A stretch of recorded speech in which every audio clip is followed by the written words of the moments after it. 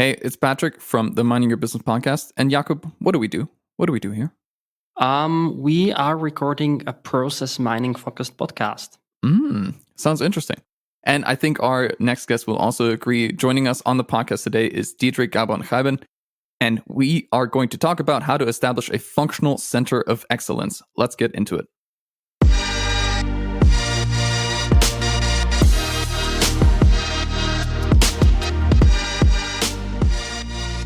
Let's talk about business transformation. After a series of episodes where Patrick and I were talking about change management, in today's episode, we will be hosting a guest who arguably knows more about organizational change more than Patrick and I combined. Please welcome Diederick, Badon, Ghijben, Customer Transform Advisor at Celonis and former Global Process Analytics Manager and Supply Chain Integration Manager at Shell. Diederick, welcome to our show. Hi, how are you? Thank you very much for inviting me for the show. So glad to be here and looking forward to talking to our listeners for the coming podcast. Yeah, Diederick, the pleasure is all ours. And I'll be honest, I've been a part of many workshops, but only a few workshops caught my attention as much as the one where I actually had the opportunity to get to know you. And at that workshop, you were talking mainly about organizational setup, best practices. And what struck me the most were your example and general experience that you have accumulated over the years while implementing process mining with your previous employer. It was also the moment where I thought, wow, let's just get this guy on our podcast because he has a lot to say. And here you are. So once again, thank you for accepting the invite. And my first question would be, have you already recovered from the corona we all got at that workshop? I have fully recovered. I must say that wine doesn't taste as good, but it's slowly coming back. But I'm actually back on the block and rocking again. So yeah, thank you very much. Shall we just do a bit of an introduction? 100%. I mean, my first question would be, we always like to start with the career of our listeners, or not listeners, hopefully also listeners, but our guests who are on the podcast. And since you spent a big chunk of your career with one employer, Shell, where I assume you were also first introduced to process mining as a discipline, please tell us a bit more about where you came from. Yeah, so thank you very much. Indeed, as you say, I've been spending pretty much all my working life in oil and gas and in liquid distribution or distribution of liquids. And at one point in 2012, until 2012, I've been working on implementations of SAP systems, JD Edwards systems, what have you. But I was always quite attracted to the data side of it. But when it comes to hitting the people, so the implementation piece, that's where I got the passion from. In 2012, my line manager called me and said, "Yeah, now we've got this tool, and I have no clue what we do again with it, but it looks quite promising. But can you do something with it?" And I thought, let's give it a try. And that turned out to be a process mining tool. It was back then, nobody heard about process mining. It was completely unknown by anyone. But Shell purchased a license of this, and we kicked off with it. We were basically fools with a tool, and then you're still a fool. So we tried to develop it. We basically needed to do evangelizing, speaking with our counterparts in the business. Sometimes we hit a really positive sponsor who wanted it, embraced it, and sometimes we didn't.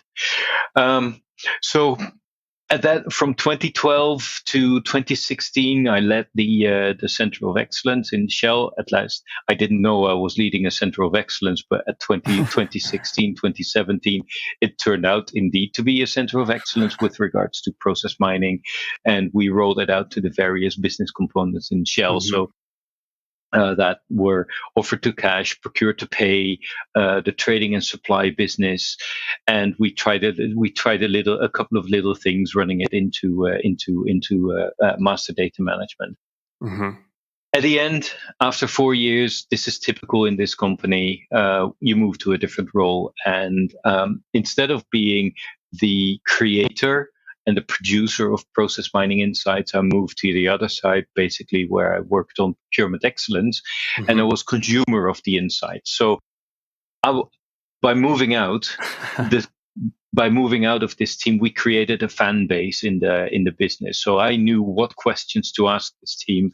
I knew how to engage them, when to engage them, and in a couple of years, in the end, it turned out to be that Celonis was pretty much 80%, providing 80% of the information and insights I needed for my roadmap to intervene and to develop a touchless procurement supply chain.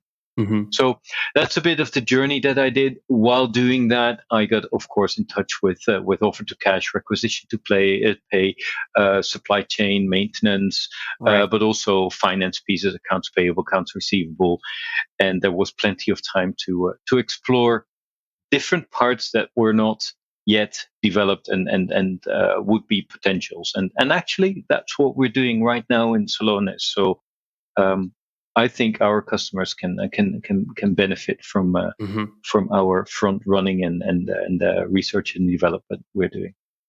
Outside of work, if you want to talk to me over a beer in the weekend, just ask me about sports and basically any sports education, training, educating kids, and making sure that especially kids get more movement, get more movement and more agile, more busy.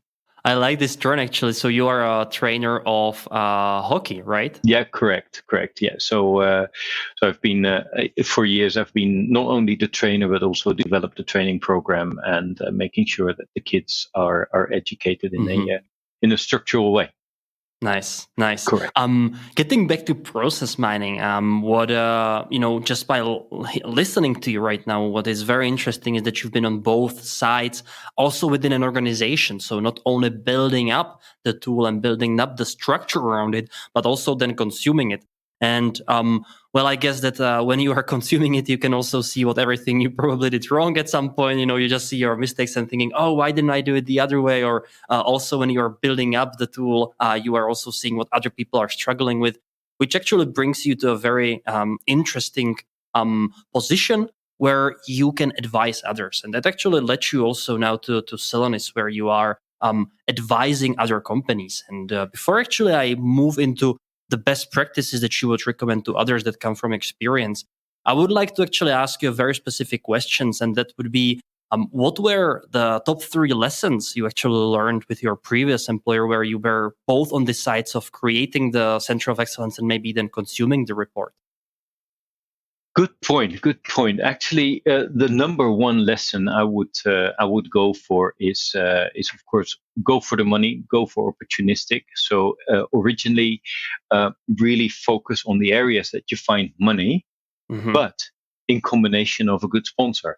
And I would actually select the direction. I would deter the selection is more directed by the support of the sponsor rather than the money. I'd rather just really, and it sounds like a cliche, but really focus on the area where you are meeting the allies of the allies, the friendly allies, or the coalition of the willing, rather than immediately the big money. So it will work like a flywheel. So deliver something small, but deliver it well. And actually, you don't need to blow up the money, and you don't need to blow up the benefit, but do communicate it widely and share it with people, because communicating widely, and that's the second lesson, communicating widely doesn't mean that you're pounding yourself on the chest and showing, look what I delivered, because in the end, a success has many fathers and mothers. But you give others to pick up that success and replicate it. So you're not just pounding yourself on the chest and say, look what I delivered together with my team, but you're enabling others to actually pick it up and reduce all the barriers that you were hitting in the pilot phase. And that's the next one. What we found is that we did also research on project delivery. And in one of the researches, we looked at the timeline of each project, and we found that when a new project lead or a new black belt or a new green belt, a project manager was picking up a pilot project, it took typically 8 months. The next one that the same person would pick up would be cut in half by 4 months. The next one, the third project that person would deliver, took 2 months. So that is so replicate the hell out of anything. Replicate out of education. So educate people and let them make sure that they rerun projects. Replicate your opportunities, because each time you deliver a new opportunity, it will go. A rule of thumb. This was about 2,500 projects that we researched. Wow. A rule of thumb was each time it's cut in half. So I think that's a good one. So in short, replicate, communicate, and go with the right sponsor. So feed the eagles and starve the pigeons. Maybe one last question about Shell specifically. What were you actually the most proud of coming out of the company? What was I most proud of? Wow, It's a tough one. Yeah, there's actually a lot of things that I'm most proud of, but there's one little thing that happened at the last, and actually it's more about people. We did an engagement survey, and the engagement survey was quite positive. My team was quite happy. I was happy. People were happy. So it was quite, and that was noted. And in the end, pretty much in the last week, when I was actually already one step outside, people invited me for the People Development Week, and we spoke about that engagement and that survey and how we did it. We were my team. A few people in Manila and Kuala Lumpur were connected with the professor on organizational change, on psychological safety, and actually that was one of the best things I've experienced, where my team was actually, my people in Manila and in Kuala Lumpur were connected with the authority on organizational change, psychological safety. Oh, nice. That's Patrick, go on. Can I ask, what do you mean by psychological safety? Psychological safety is a concept where, and it's easy, where people feel free to speak up and actually share, where you don't need to be worried that somebody will punish you by sharing an observation or by sharing feedback. And I understand it. If people get feedback, they may be originally they may be taken aback by that feedback. And people say, yeah, I find it really difficult to give feedback. I said, okay, would you feel more comfortable if you ask for feedback? And yeah, okay, I feel better if they ask for feedback. So I told the team, please always ask for feedback. And I worked with, and it's, I really don't want to be culturally indiverse and not really inclusive, but there's cultures where speaking up is perceived as more difficult than other cultures. So, and that typically relates also to Asian culture. So I encourage them to speak up and to ask and to give feedback, because if I don't know, I end up living in a vacuum as a leader, and that's that. And then, well, you're basically going nowhere. Yeah. Diederick, one of the main focus of this episode is actually establishing a functional center of excellence. And this was also the opportunity where I got to meet you while you were talking about these best practices. A lot of them are actually coming from your previous experience. And as I said, I really like your ideas that you had behind all those, let's say, formalized ideas.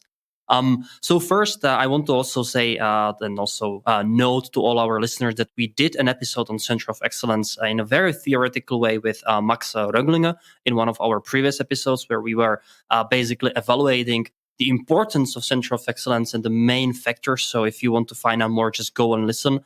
But now we will get very practical. So, Diederick, from your point of view, what does even stand behind Center of Excellence? What it is, and if somebody just tuned in on a first episode here's the Center of Excellence for the first time, what would you answer them? What is a Center of Excellence for process mining? Well, it can be many things, and it depends on in which stage you are with a company. And if I would say at the start, it's basically a unit that is curious, that evangelizes, that shares that goes and look out for the coalition of the willing and the friendly allies. Because that's where you need to go, and really, it's a team that will have to start communicating at the start on what is a center of excellence in general, and in this case, we're talking about center of excellences in process mining. There's still a whole raft of people in business life who've heard of process mining, who know how to write it, but don't know where to go. So a center of excellence, in the first and foremost, needs to develop themselves as a center of excellence, be initially one page ahead of everybody, and then make sure that you're a chapter ahead of everybody, and make sure that you're a whole book ahead of everybody, so that you can actually show what the future looks like. And we can help. Obviously, I've had my past, my experience. We can show what the future looks like. And if you go all of it by yourself, you will know you will fail. But failing is the first attempt in learning, meaning you will run into rabbit holes, but it's my task, it's my job to make sure that I will show you the rabbit holes, and I will show you what happens if you run into them, but skip them and move on. Now, we have seen this. I know Jakob and I have. We have seen these. We come into a process mining implementation. We implement the first, draft, second drafts, or whatever, and then they kind of build up this excellence. People, these heroes, these champions, take it and then run with it. And then there's the question of, should we do a center of excellence? Yeah, maybe. Let's see how it goes. And then maybe half a year down the line or something, they finally say, okay, this has been worth it. Let's go found the center of excellence around this whole endeavor. That is the way that we usually see things happen. Have you, in your experience, seen it differently? And is one way more advantageous than the other? Actually, I haven't seen it differently.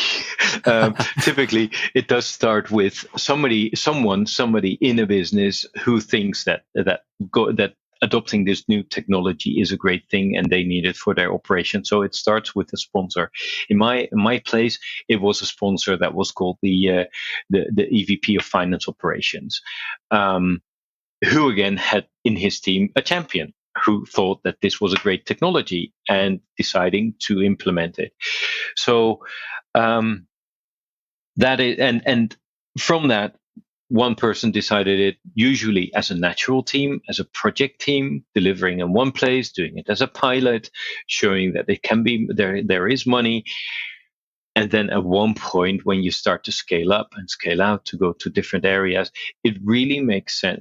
Then you see that people start to commit to creating a center of excellence, because if you do it immediately, honestly, you don't know whether it's going to be a success. You can do everything to make it a success, but still, the settings could be wrong, or the time isn't right. So I would say start off with a natural team, with a project manager who is, by the way, dedicated, because if people do this on the side, it's not something that you can do on the side. So do it as a project manager, and then later on decide whether you want to make it a real organization. Because if you commit to creating vacancies, roles, and new organizations, people will want to have some certainty that this will take them for another 2 years, for another 3 years, and this will give them the opportunity to be successful and move on to the next job. So actually, I don't see it happening differently in any organization. I don't see companies that are creating a huge center of excellence and then see where the pilots end up. That's expensive. It may lead to frustration. Now, we have also, from our previous conversation with Max Röcklinger, also discovered that, based on the data that he saw, that vast majority of companies see a center of excellence as very important and vital and contributing to the success of the process mining initiative. Now, we also come to this question a lot where we, ask are you guys planning a center of excellence, blah, blah, blah. And sometimes they say, well, we're not really sure yet. We're not really sure if we need it. Now, question to you is a center of excellence always necessary? And in what is like the differentiation between definitely necessary and maybe just don't touch it? Well, I think it's definitely necessary for two reasons. A couple of months ago, we ran with an industry a scientific institute ran a survey with our customers, and 94% of the customers said that center of excellence is really needed. You need to focus on it. You need to set time apart to deliver this. And of course, this may be sounding like the turkey voting for Christmas, and it is. But these were also people that were not the center of excellence themselves, but were on the more senior level, the CXO type of level. On the second piece, and I like it that people are, and I agree that people say you need to focus on it. Otherwise, it doesn't become anything. However, there's one much more compelling element. Celonis, and together with their partners and their center of excellence leads and their counterparts at our customers, we keep track of the benefit delivered. Some customers choose not to report that to us. That's fine. It's their data, their information. Mm-hmm. But those customers who do report to us report that until now, the cumulative money and the cumulative benefit delivered with Celonis is worth $1.8 billion. Mm-hmm. Out of that $1.8 billion, $1.7 billion is created with organizations and companies that have a center of excellence in place. Now, and that's what I like. I don't need people that tick a box in a survey or tell it to me, but actually they report money back in their P&L, back in their business, working capital reductions, and state that 95% of that money was delivered, of the benefits were delivered with center of excellence. So if we look at the number of companies that have a center of excellence, it's about half, it's about 60%. So that 60% delivers 95% of all of the benefits with process mining. So do I need to say more? And that's what our customers say. Not me. I think the data and the numbers speak for themselves. Now, what are the key functions of centers of excellence? Because you already mentioned here this value realization and monitoring. What are the other key roles? Why the center of excellence actually plays such a vital and important role in process mining initiatives? Yeah, good point. So thank you. They play a couple of roles, and I don't think that they should be all doing those roles themselves, but at least making sure that the roles and the activities are executed. Typically, what you see is that very ground at table stakes is deployment and maintenance. So they coordinate and make sure that process mining is deployed across the organization, either in processes or in a horizontal expansion going into different business units. When they're doing that, they're the face of process mining, and they're establishing their name as a center of excellence, and the best place to be there is user enablement and support. That's the first time that the community in the business gets to know with process mining. So that's also the best way for a center of excellence to present themselves as the center of excellence. People will receive training, and people will say, "Oh, great!" And that's the first connection they make. So those are table stakes that need to be organized and need to be executed. What I think, in order to grow and in order to help the organization better and to replicate the experience, because if the center of excellence does it all by themselves, they will become the limit to replication. They need to work on a governance and steering model. Governance steering, making sure that the business, enabling others, making sure that the business will come with the wide area of opportunities.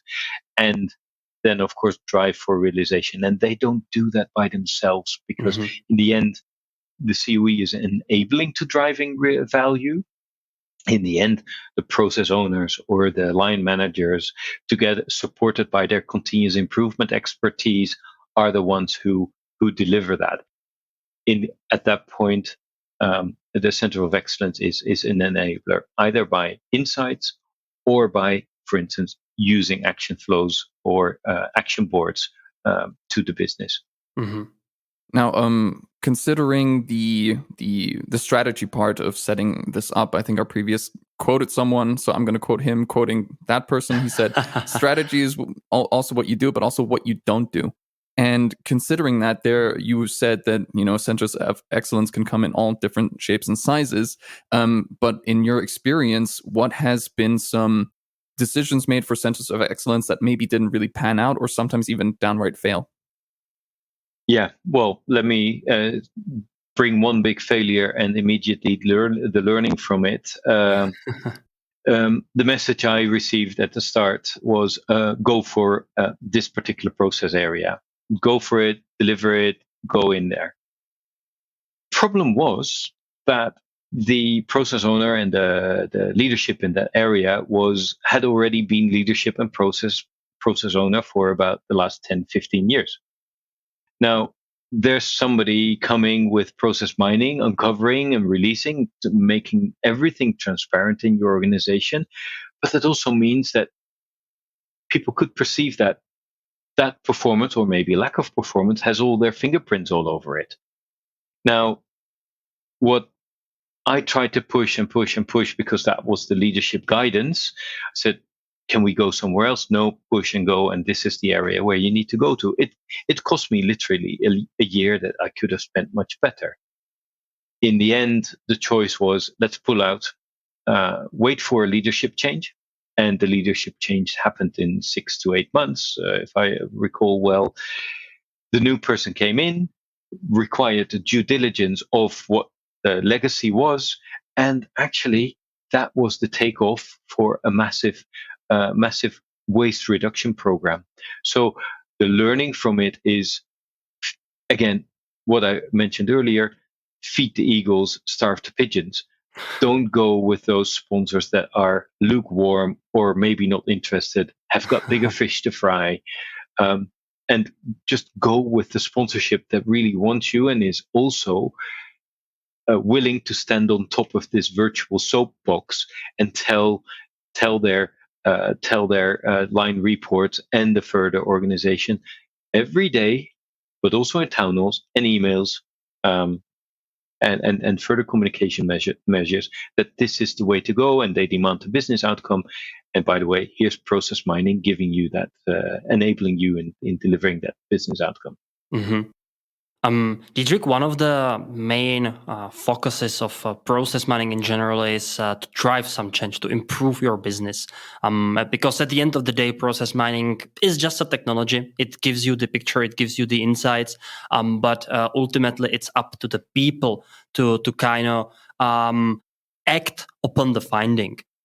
How do you set up, having the center of excellence? How do you set up a functional, I would even say a circle, never-ending circle of this change pushes, so that once you find something, you can actually act on it? And are there maybe even some prerequisites that you should establish before even getting into this change management topic? Well, that's a big question. Yeah, big question. Let me break it down into a couple of them. So, I've said enough about sponsors, so I'll leave that piece, because that is a prerequisite and it's the easiest one that you can assess. Because if you do value analysis, it'll easily take you a couple of weeks, couple of months, but pretty much the first or the second engagement with your sponsor, what you need to qualify the sponsor, whether that will be a good one. We as Celonis help our partners, but also our customers directly with what is a checklist to validate that somebody is a sponsor, that is a good sponsor, and if somebody is willing to become even a better sponsor. So it's also it's not only scoring, but it's not only qualifying, but also to coach somebody. Secondly, and this is where still a lot of companies talk about, we want a dashboard. And when they explain, I ask them, what do you want to do with the dashboard? Yeah, I want to know how things are going with my business. Okay. Now that means do you also want to act on it? Yeah, by the way, I want to act on it as well, because if you don't link it to an action, you may just as well go to a museum and look at the painting and say, great painting, thank you very much, and move on. A dashboard needs to trigger for action. So rather than looking back, the dashboard also needs a component that helps you looking forward on the operational level, but also on the executive level. Celonis and process mining, if you layer your dashboard action boards in levels of seniority or align it with your governance, it just doesn't help you. It doesn't only give you the state of play, but also helps you identifying your interventions and which interventions are most effective. And it helps people on a day-to-day basis looking forward and looking ahead. How can I make things right? A good example is on the accounts payable piece. People keep on looking at late invoices. Mm-hmm. That's boring. That's looking at a thing that you can't improve anymore. An invoice is late and it will not become good again. Instead of that, consider building an action board that shows you the aging towards becoming late, of an invoice towards becoming overdue. You can still do something about it. You can still make sure it is working fine, and then you'll also be a lot better informed about what the root causes are, rather than the poor conversation. Mm-hmm. So what happens quite often is that the organization start doing the process mining, having the first insights, but then they are kind of struggling, like where should I head, where should they head next, or what should they focus on? Is there maybe also, and I guess it's also coming from the Center of Excellence, to kind of steer the discussion in order not to get overwhelmed with the possibilities that the tool brings, while very often actually also having a lack of resources to implement every idea that you actually might have, and to kind of, as you mentioned now with the example of the aging invoices versus late invoices, not to have or just to keep creating these proactive dashboards compared to, okay, let's just replicate something we already have elsewhere. Well, and again, going back, making really sharp choices. As somebody said, as one of your earlier guests said, strategy is identifying what you will do and also what you will not do. Mm-hmm. So by using action boards instead of dashboards, you're much more able to go into the intervention before things are wrong. It gives a much more positive conversation, and also recognizing that an outcome such as late payments Mm-hmm. will have a fishbone of about 5, 6, or 7 potential intervention or potential root causes, sometimes in combination with each other, sometimes individually. And by clarifying, by showing with process mining, we can show which interventions helps you to close the gap. Do you want to reach 95% payment on time? Well, maybe 5% is due to one particular cause, another 10% is due to a combination of causes, and make sure that you first prioritize the ones that free up people, because those people you can redeploy them, or you can put them in a place to actually use it as a flywheel and make the rest of the steps go faster. So my choice would be, do the easy ones first, liberate people on the front line, put them on the more difficult ones later. Don't release all those people immediately. Keep a couple of them and make sure that they can work on the fixing the root cause for the future. Mm-hmm. So my next question, and also this is something that we briefly discussed at the beginning, is you have the sponsor, but you still have many different people, many different roles in your operating model of Center of Excellence.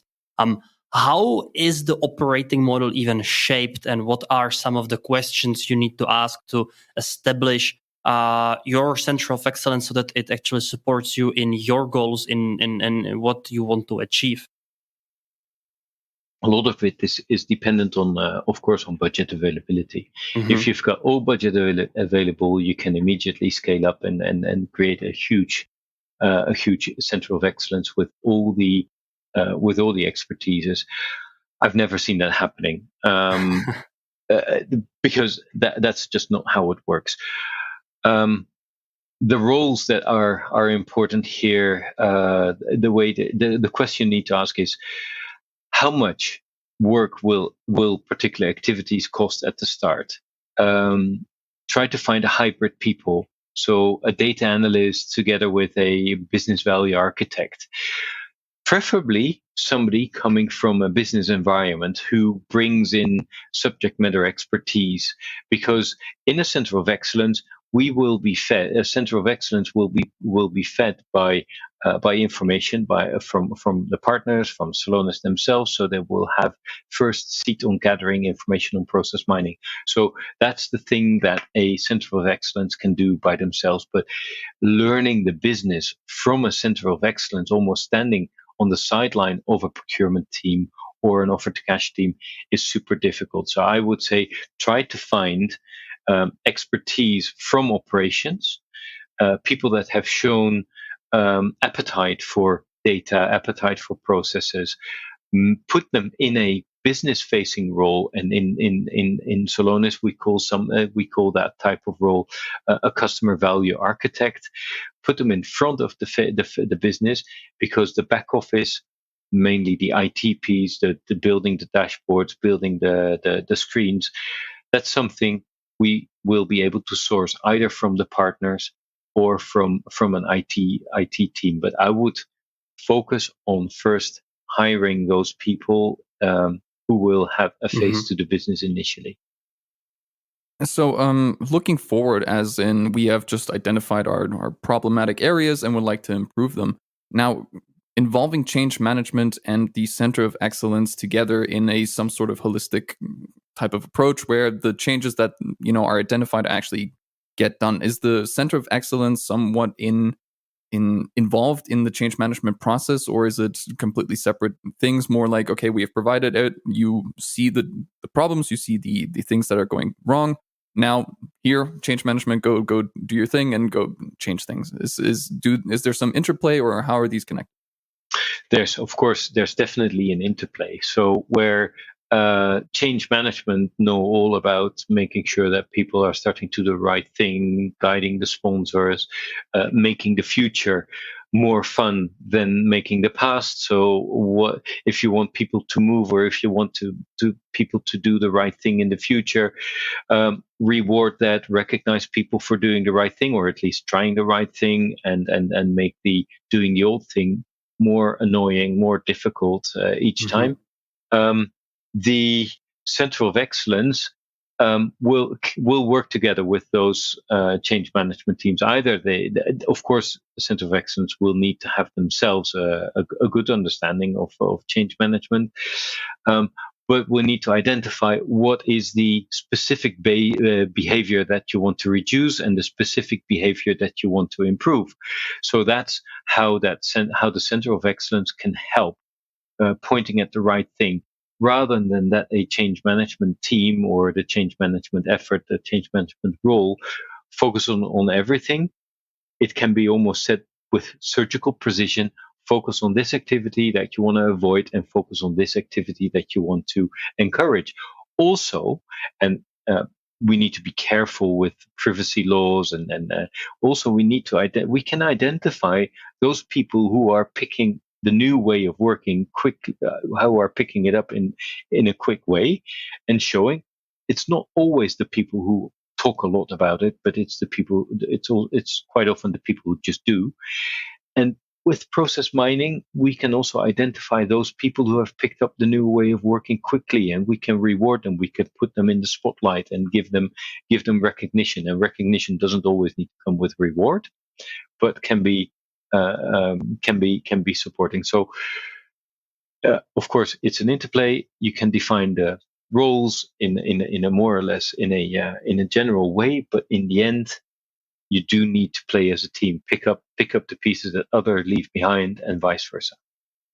Now, you have mentioned these champions that pick up the pieces and, pick these things up more easily than others. And there seems to always be some, and we've mentioned this in previous episodes, about the resistance to change, to new ways of working and new ways of doing your process because of this tool that you've implemented. All of a sudden somebody is saying, yeah, we're identifying problems. You need to now change the way you're working.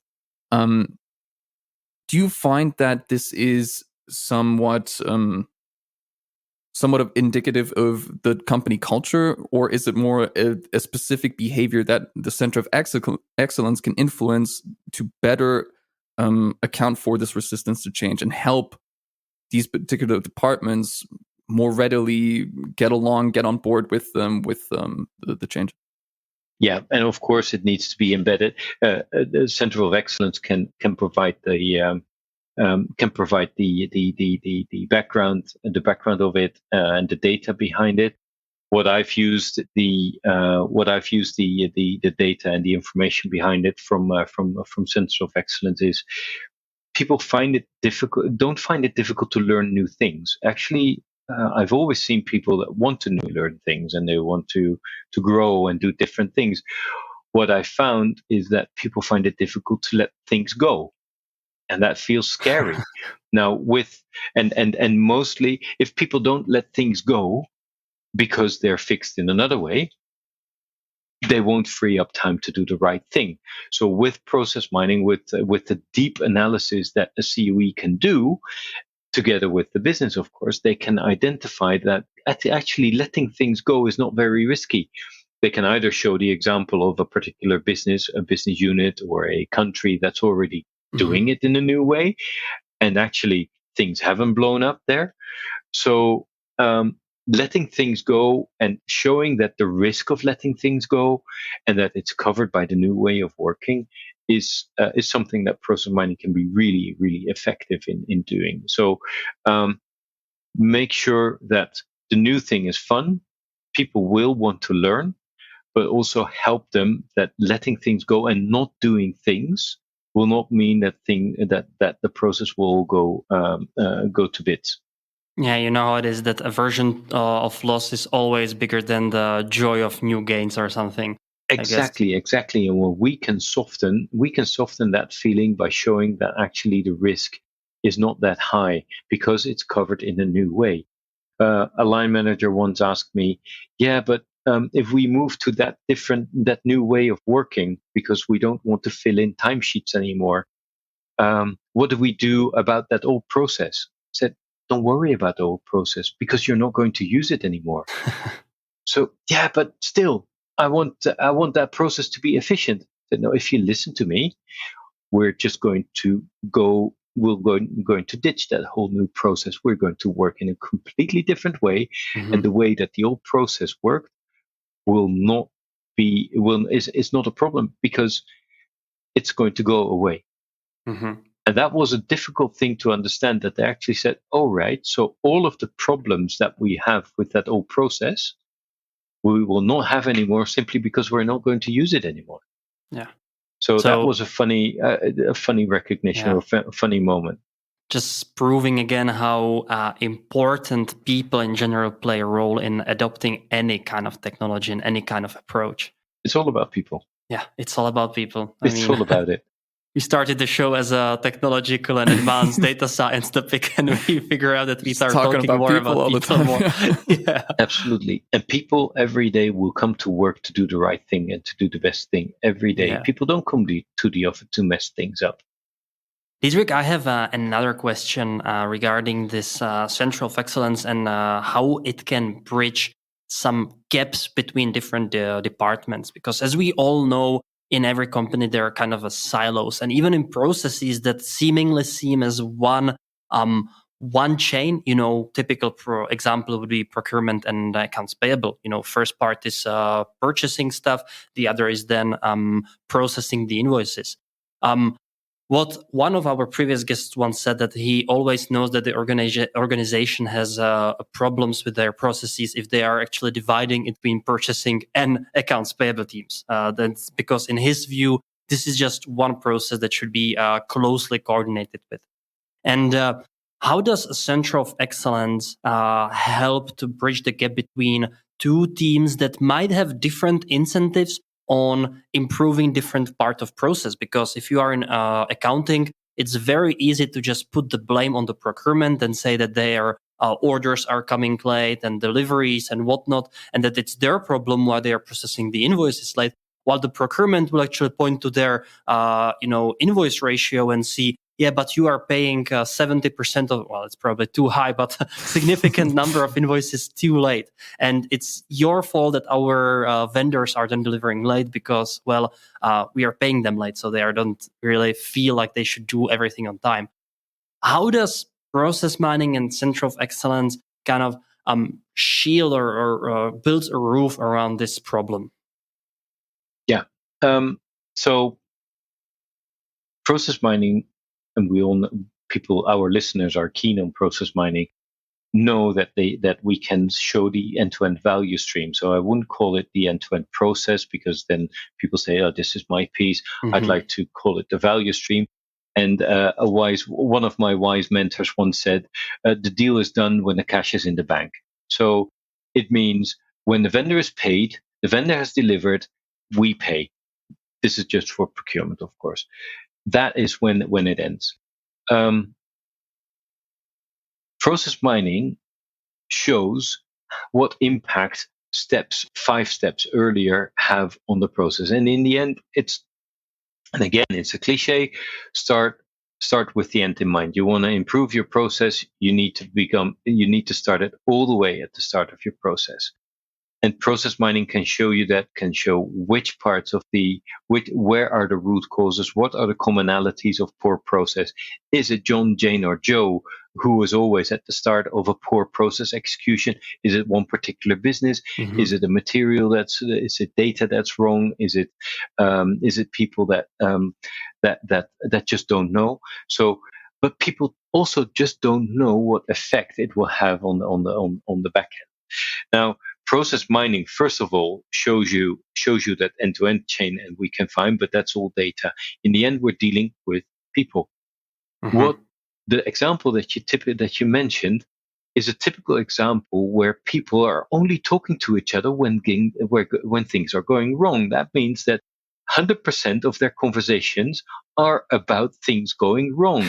Now, at one point, I was tired of that, and we said, whether you want it or not, we're going to have a huddle between accounts payable, procurement, and maintenance, because they were all the way at the start of the process. We're going to sit together and talk every week, whether you like it or not, and maybe we decrease the frequency. But they found out that they could actually talk 95% about positive things that went well. They could actually warn each other before things were going wrong. And suddenly, the element of where things went bad was from 100% to 5%. So instead of and also process mining has a capability of showing action boards. Mm-hmm. So instead of showing things that have gone wrong, which doesn't give you a great feeling, you can talk about things that you can make right because they haven't gone wrong yet. And that is, we put them together, we put them on huddle boards. First, we did it without process mining, simply because we had a time gap, a development gap to mm-hmm. development time gap to fill.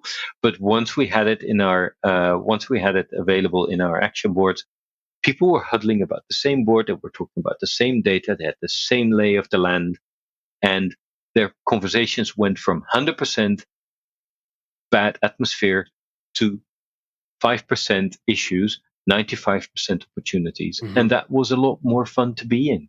Yeah.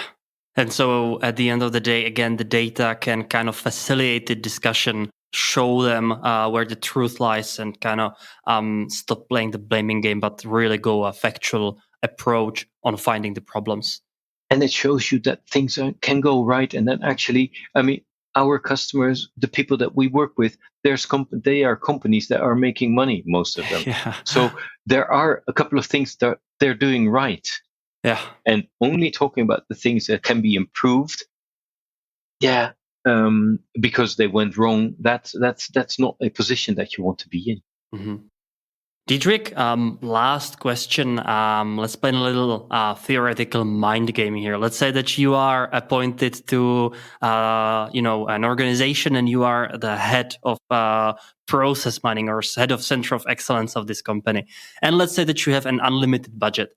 How would you go about? What would be your first, let's say, 3-5 steps? What you would do in with your experience, organizing things in order they work the way that you want them to? I would first of all hire a couple of business value architects who will support me, and that's the second step. Who will support me having interviews with the potential sponsors, and the potential sponsors are not the chief of digital or the CIO, but will be the people who are chief procurement officer, chief customer officer, chief production officer, because they've got the process to improve. The digital evangelists are great, but they only have a mandate over their own digital team. The CIO has only a mandate over their own IT team. So if I talk to the CIO, I can talk about using process mining on the IT support model, not on procurement, not on maintenance. So I would go about, first of all, make sure that we have structured good interviews with our sponsors, and I will actually get, and because I have unlimited, you said I had unlimited money, I would actually get support from a partner and from people like myself or my colleagues, because simply that's what I lacked. I will get expertise from people who've done it before, who can prevent me from running in hundred thousands of rabbit holes, and I will make sure that my journey is a lot shorter than the 2 years that it took us to get things right. So, unlimited budget, I would actually get support. I would get initial people to business-minded people, subject matter experts, and have those interviews with the business counterparts who've got a problem to solve and who've got a direct mandate over the people who are delivering the performance for the company. Very well said. And I think it also gives a good foundation for our business, as we are usually also the partners. So thanks for shout out here. Thank you. You're welcome. Diederick, okay, I have actually 2 more questions. The second to last is, what does excite you about your job currently? What excites me about my job currently is that I'm seeing so many different people, different companies, same problems. And what excites me most is that people are enjoying working with us, making sure that and actually giving back. So that $1.8 billion that our customers are reporting back is the thing that keeps me going. Right. The people that are giving the feedback, great working with you, and let's move on and let's do something more for next year. That's awesome. And last, where can people find you if they want to get in touch or just know more about you? Via the usual channels, of course. They can look on LinkedIn and get connected to me, and then easily we'll get them connected to Celonis as a company. But also just get in touch with your accounts, with your account executive, with your customer value manager if you're already a customer of Celonis, and they will be able to find me. I'm part of a team. I'm of course not doing this all by myself. We're part of a team. Part of a team that has of professionals who've done it before in the business, who've done it before on the customer side. And we cover industries like chemicals, manufacturing, the hospitality market, transportation market, banking, insurance. So there's always a close match to our customer who's been in the same position as they have before.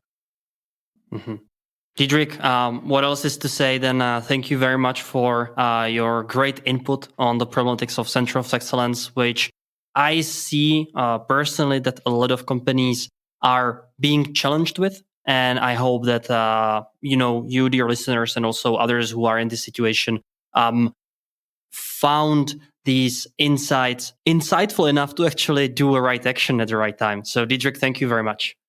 You're most welcome, and I enjoyed being your guest. Awesome. For you, dear listeners, thank you as usual for listening to us. If you like us, please leave us a rating, Apple Podcasts, Spotify, anywhere where you consume your favorite podcast about process mining, and the only podcast about process mining. So thank you for listening to us. If you have any question, you can reach us on LinkedIn as well, where we are very active, or just text us or write us an email on miningyourbusinesspodcast@gmail.com. Thank you for listening, and I'm looking forward to hear back from you and also talking to you in the next episode of Mining Your Business Podcast. Thank you. Bye-bye.